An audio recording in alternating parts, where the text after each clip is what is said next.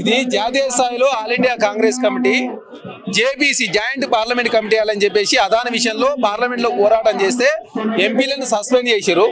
గతంలో Hindenburg report వచ్చినప్పుడు కూడా జేబీసీ అని చెప్పేసి ప్రతిపక్ష పార్టీల ఎంపీలు అడిగితే ఆనాడు సస్పెండ్ చేశారు. మణిపూర్ అల్లరి జరుగుతూ ఉన్నాయి. దేశంలో మణిపూర్ అనేది అంతర్భాగం. అక్కడ సంవత్సరంన్నర పాటు జరుగుతూ ఉన్నాయి. రెండు వర్గాల మధ్య ఘర్షణ వాతావరణం నెలకొని సంవత్సరం అవుతా ఉంది. ఇప్పటివరకు ప్రాణ నష్టం జరిగింది, అదే మాన నష్టం జరిగింది. అదే కాకుండా చర్చిలు, గుళ్ళు, అదే కాకుండా మసీదులన్నీ కూడా ధ్వంసం అవుతా ఉన్నాయి. ఈ దేశంలో మణిపూర్ అంతర్భాగం కాదా అని చెప్పేసి ప్రధానమంత్రి గారు ప్రశ్నిస్తే ఆనాడు జేపీసీలే. కాబట్టి ఇక్కడ అమెరికాలో stock exchange board of India ఎట్లయితే ఇక్కడ మన సెబీ లాగా అమెరికాలో కూడా స్టాక్ ఎక్స్చేంజ్ అమెరికా అని చెప్పేసి అక్కడ అదాని విషయంలో కేసు నమోదు కావడం జరిగింది. కాబట్టి దాని విషయంలో దేశంలో ఉన్నటువంటి చాలా పార్టీలకు అదాని అనే వ్యక్తి పైసలు ఇచ్చినని చెప్పేసి అక్కడ కేసు నమోదైనప్పుడు ఈ దేశంలో ప్రజలంతా కూడా కలవరపాటు గురవుతా ఉన్నారు. అదాని కంపెనీలో షేర్లు కొనుగోలు చేసిన వాళ్ళందరూ కూడా నష్టం జరుగుతూ ఉంది. అదాని ఆదాయం గణనీయంగా 20 మిలియన్లు తగ్గిపోయిందని చెప్పేసి ప్రధానంగా చర్చ జరుగుతూ ఉంది. కాబట్టి అదాని విషయంలో చర్చ జరగాలని చెప్పేసి కాంగ్రెస్ పార్టీ భావించి జాయింట్ పార్లమెంట్ కమిటీ అండి అదానికైనా ఒకే చట్టం ఉండాలి, ఈ దేశంలో సాధారణ ప్రజలకు కూడా ఒకే చట్టం ఉండాలని చెప్పేసి పార్టీ భావించి జేపీసీ ఏమంటే జేపీసీ చేయకుండా నరేంద్ర మోడీ గారు పారిపోయే ప్రయత్నం చేస్తా ఉన్నారు. కాబట్టి దానిలో పిలుపు ఏఐసీసీ పిలుపు మేరకు ఈ రోజు ఇందిరాగాంధీ బొమ్మ నుంచి రాజ్భవన్ వరకు శాంతియుత నిరసన ర్యాలీని చేపట్టి నిరసన కార్యక్రమాన్ని చేపడతా ఉంది కాంగ్రెస్ పార్టీ. అన్న మనం మనసు చూసుకున్నా కూడా ఏంటిది అని అంటే ఏమైనా సంబంధాలు ఉండొచ్చు అంటారా? అంటే మోడీ గారు కానివ్వండి లేకపోతే అదాని గారు కానివ్వండి ఇద్దరు బాయ్ బాయ్ అనే టైప్ నిజంగానే అనుకోవచ్చు. ఎన్డీఏ అంటే నేషనల్ డెమోక్రటిక్ అలయన్స్ కాదు. ఎన్డీఏ అంటే national development for Adani Ambani అభివృద్ధి కోసం మాత్రమే నరేంద్ర మోడీ గారు ఈ దేశంలో ప్రధానమంత్రి అయింది. కాబట్టి అప్పనంగా ప్రభుత్వ రంగ సంస్థలని కూడా అంటగట్టే ప్రయత్నం జరుగుతూ ఉంది. నీతి ఆయోగ్ సిఫారసులను కూడా గౌరవించకుండా ఈ దేశంలో ఎంత ఎక్స్పీరియన్స్ ఉన్నట్టు సంస్థలకైనా కూడా జీవీకేకైనా జిఎంఆర్కైనా 3 పోర్టులు ఇచ్చినటువంటి నీతి ఆయోగ్ నరేంద్ర మోడీ గారు అదానికి 7 ఎయిర్పోర్ట్లు ఎలాంటి ఎక్స్పీరియన్స్ లేనటువంటి అదాని సంస్థలకు 7 పోర్టులు ఏ విధంగా ఇచ్చారో చెప్పండి అని చెప్పేసి కాంగ్రెస్ పార్టీ ఉత్తమ్ కుమార్ రెడ్డి గారు పార్లమెంట్ లో కూడా అడిగిన సందర్భంగా నరేంద్ర మోడీ గారు సమాధానం చెప్పలేదు. అదాని కాపాడే ప్రయత్నం నరేంద్ర మోడీ గారు చేస్తా ఉన్నారు. కాబట్టి నరేంద్ర మోడీ గారి మీద జాయింట్ పార్లమెంట్ కమిటీ వేసే వరకు కాంగ్రెస్ పార్టీ పోరాటం చేస్తూనే ఉంటుందని చెప్పేసి రాహుల్ గాంధీ గారు అదేవిధంగా ఖర్గే గారి పిలుపు మేరకు దేశవ్యాప్తంగా కాంగ్రెస్ పార్టీ జాతీయ స్థాయిలో అన్ని రాష్ట్రాల్లో రాజ్భవన్ వరకు నిరసన కార్యక్రమం చేపడతా ఉన్నారు. వన్స్ మనం ఢిల్లీలో చూసుకుంటేనేమో రాహుల్ గాంధీ గారి ఒకటిలా ఉంది. అండ్ వన్స్ ఇక్కడ గల్లీలో చూసుకుంటే రేవంత్ రెడ్డి గారు మాత్రం అదానితో కొన్ని ఫిక్స్డ్ గా ఇట్లా మాట్లాడుకున్నారని చెప్తున్నారు. మరి ఇది ఎంతవరకు నిజం కాదు. ఇక్కడ ఏంటంటే అదాని అయినా అంబానీ అయినా కేటీఆర్ గారు అయినా తెలంగాణ రాష్ట్రంలో పెట్టుబడులు పెడితే కాంగ్రెస్ ప్రభుత్వం తీసుకోవడానికి సిద్ధంగా ఉంది. కాకపోతే చట్టబద్ధ వ్యాపారం ఎవరు చేసినా కూడా స్వాగతిస్తాం. చట్ట విరుద్ధంగా కోని క్యాపిటలిజానికి పాల్పడితే ఎవరిని కూడా ఉపేక్షించలేదని చెప్పేసి కాంగ్రెస్ ప్రభుత్వం తెలంగాణ రాష్ట్రంలో ఒక నిర్ణయం తీసుకుంది. ఇక్కడ తెలంగాణ రాష్ట్రంలో ఎవరైనా చట్టబద్ధ వ్యాపారం చేస్తానంటే స్వాగతిస్తా ఉన్నాం. చట్ట విరుద్ధంగా వ్యాపారం చేస్తే తిరస్కరించే ప్రయత్నంలో భాగంగా కాంగ్రెస్ ప్రభుత్వం ముందుకు పోతా ఉంది. కోని క్యాపిటలిజాన్ని ఎట్టి పరిస్థితుల్లో అంగీకరించమని చెప్పేసి రేవంత్ రెడ్డి గారు చాలా స్పష్టంగా ప్రకటించిండు. దేశవ్యాప్తంగా కాంగ్రెస్ పార్టీ స్టాండ్ అంతా ఒకటే, అదాని అయినా అంబానీకైనా సాధారణ ప్రజలకైనా ఒకే చట్టం ఉండాలి. అది అదాని కోసం అంబానీ కోసం మినహాయింపులు ఇస్తే ఒప్పుకోమని చెప్పేసి కాంగ్రెస్ పార్టీ పోరాటం చేస్తుంది. దానిలో భాగంగా తెలంగాణ రాష్ట్రంలో అదాని చట్టబద్ధంగా వ్యాపారం చేస్తా అని చెప్పి పెట్టుబడులు పెడితే కాంగ్రెస్ పార్టీ స్వాగతించింది. కేటీఆర్ గారు పెట్టినా భారతీయ జనతా పార్టీ పెట్టినా స్వాగతించడానికి తెలంగాణ రాష్ట్రంలో రేవంత్ రెడ్డి గారి ప్రభుత్వం సిద్ధంగా ఉంది. కానీ కోని క్యాపిటలిజాన్ని పాల్పడతాం, చట్టాన్ని మాకు చుట్టంగా మేము తీసుకుంటాం అని చెప్తే మాత్రం తెలంగాణ రాష్ట్రంలో కాంగ్రెస్ ప్రభుత్వం అది యాక్సెప్ట్ చేయడానికి సిద్ధంగా లేదు. కాబట్టి ఖచ్చితంగా చట్టం అనేది అందరికీ ఒకే విధంగా ఉండాలని చెప్పేసి కాంగ్రెస్ పార్టీ భావిస్తూ ఉంది. దానిలో భాగంగా అదాని గారు తెలంగాణ రాష్ట్రంలో పెట్టుబడులు పెట్టిండు. ఖచ్చితంగా కేటీఆర్ గారు పెట్టుబడులు పెట్టినా తెలంగాణ రాష్ట్రంలో కాంగ్రెస్ ప్రభుత్వం తీసుకోవడానికి సిద్ధంగా ఉంది. తప్ప అనవసరంగా కాంగ్రెస్ ప్రభుత్వాన్ని బదనాం చేసే ప్రయత్నం హరీష్ రావు గారు, కేటీఆర్ గారు, కల్వకుంట్ల కవిత గారు చేస్తా ఉన్నారు.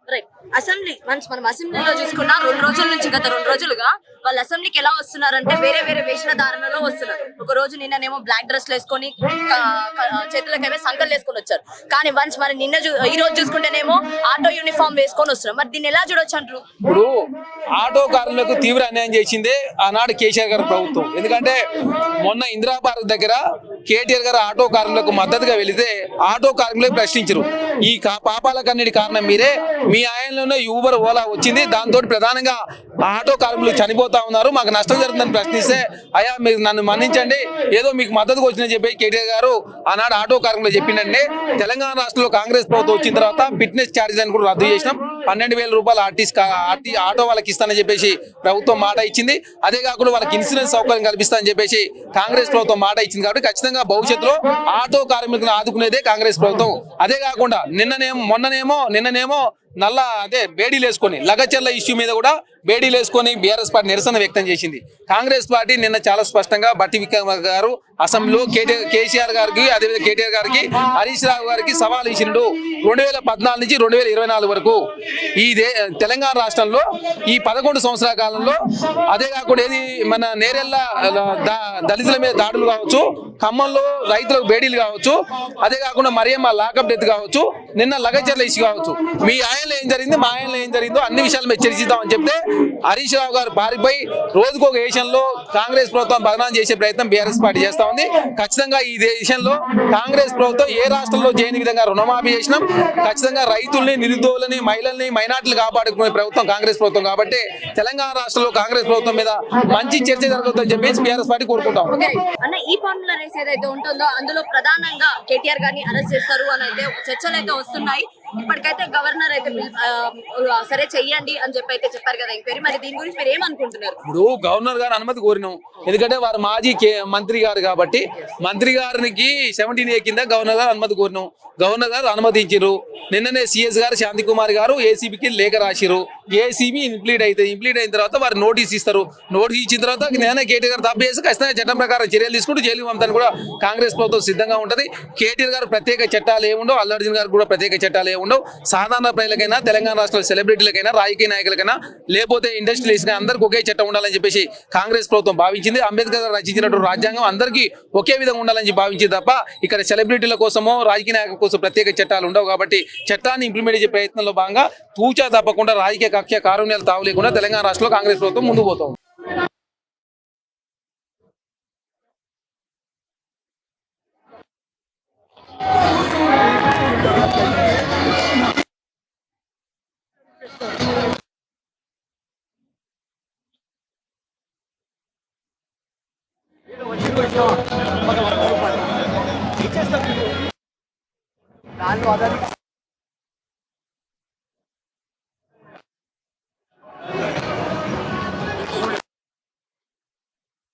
నాంపల్లి ఇన్ఛార్జ్ కాంగ్రెస్ లీడర్ ఫిరోజ్ ఖాన్ మనతో ఉన్నారు, వారితో మాట్లాడదాం. సో సార్ చెప్పండి, అసలు ఏంటి ఈ రోజు అయితే మీరు ఒక పెద్ద ర్యాలీ అయితే ఇక్కడ నుంచి మీరు స్టార్ట్ చేశారు, చలో రాజ్భవన్ అని చెప్పి. మరి ఎందుకు, దేనికి?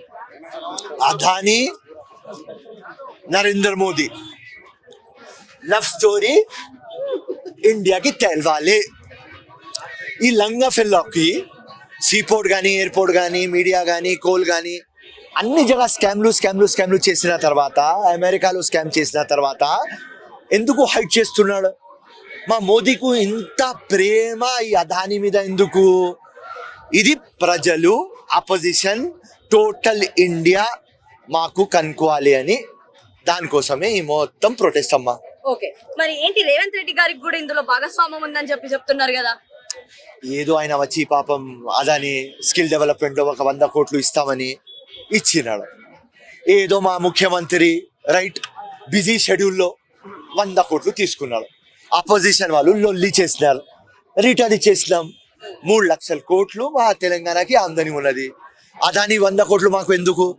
ఏదో తీసుకున్నాం, ఒక గుడ్ ఇంటెన్షన్ లో తీసుకున్నాం, రిటర్న్ ఇచ్చినాం, అంతే. ఏంటి మరి కాంగ్రెస్ తోని, అంటే కాంగ్రెస్ వాళ్ళు ప్రజాపాలన అంటున్నారు కానీ ప్రజల్ని ఏమాత్రం చూసుకోవట్లేదు అని అంటున్నారు. ఏంటి మరి ఎంతవరకు కరెక్ట్? ఆపోజిషన్ వాళ్ళు మస్త్ అంటారమ్మా. నేను ఫిరోజ్ ఖాన్ 24/7 పబ్లిక్ లో ఉంటా. 65% మా మొత్తం ప్రామిస్లు అమలైనాయి, ఇంకా 35% అమలు కావాలి. ఒక 3 months ఇస్తే అమలు చేస్తాం. అప్పుల స్టేట్ లో ఉన్నాం, డబ్బులు లేవు, దాని తర్వాత కూడా పబ్లిక్ కి హెల్ప్ చేస్తున్నాం. అక్కడనే మాకు క్రెడిట్ ఇవ్వాలి, అక్కడనే మాకు ప్లస్ పాయింట్ ఇవ్వాలి. మీరు డబ్బులు ఉన్న తర్వాత మేము ఇవ్వకపోతే అది వేరే మాట. డబ్బులు లేవు, దాని తర్వాత కూడా ఇస్తున్నాం. ఇంకా ఒక 3 months లో టోటల్ స్కీమ్లు 100% అమలైతాయని మీకు హామీ ఇస్తున్నా. ఫ్యూచర్ లో ఎలాంటి డెవలప్మెంట్ చేయబోతున్నారు? అమ్మ ముఖ్యమంత్రి టోటల్ వరల్డ్ తిరుగుతున్నాడు, ఇండియా తిరుగుతున్నాం, వరల్డ్ బ్యాంక్ కానీ నేషనలైజ్ బ్యాంక్ కానీ అందరితో మాట్లాడుతున్నాం.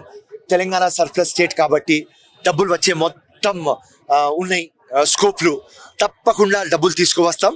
ప్రజలకి ఏమేమి వాదా చేస్తాం తప్పకుండా అది హామీలు మేము చేస్తాం. వన్స్ మనం అసెంబ్లీలో చూసుకుంటున్నా కూడా అసెంబ్లీలో అయితే మనం చూస్తున్నాం రోజుకు ఒక వేషం వేసుకొని అయితే బీఆర్ఎస్ పార్టీ వాళ్ళు వస్తున్నారు కదా ఎమ్మెల్యేలు. మరి దీని గురించి మీరు ఏమనుకుంటున్నారు? వాళ్ళ టీఆర్పీ నడవాలి కదా.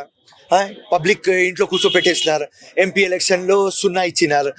దాని తర్వాత ఇప్పుడు లోకల్ బాడీ ఎలక్షన్స్ ఉన్నాయి. వాళ్ళ టీఆర్పీ వాళ్ళ దుఃఖం నడిపించకపోతే ఎట్లా అమ్మా? సో వాళ్ళ డ్రామా వాళ్ళు చేస్తారు, మా డ్రామా మేము చేస్తున్నాం. వాస్తవాలు మీకు చెప్తున్నాం. 100% మేము చేయలేదు అని చెప్తున్నాం కదా, 65% చేసినాం. డబ్బులు లేవు, ఏం చేయాలి? అప్పులు చేసి. మరి డబ్బులు లేనప్పుడు ఎందుకు నీ హామీలు ఇవ్వాలి అని చెప్పి? అరే మాకు అప్పుడు ఏం ఉన్నది అంటే 3 లక్షల కోట్లు అప్పు ఉన్నది అని అర్థమైంది అమ్మా.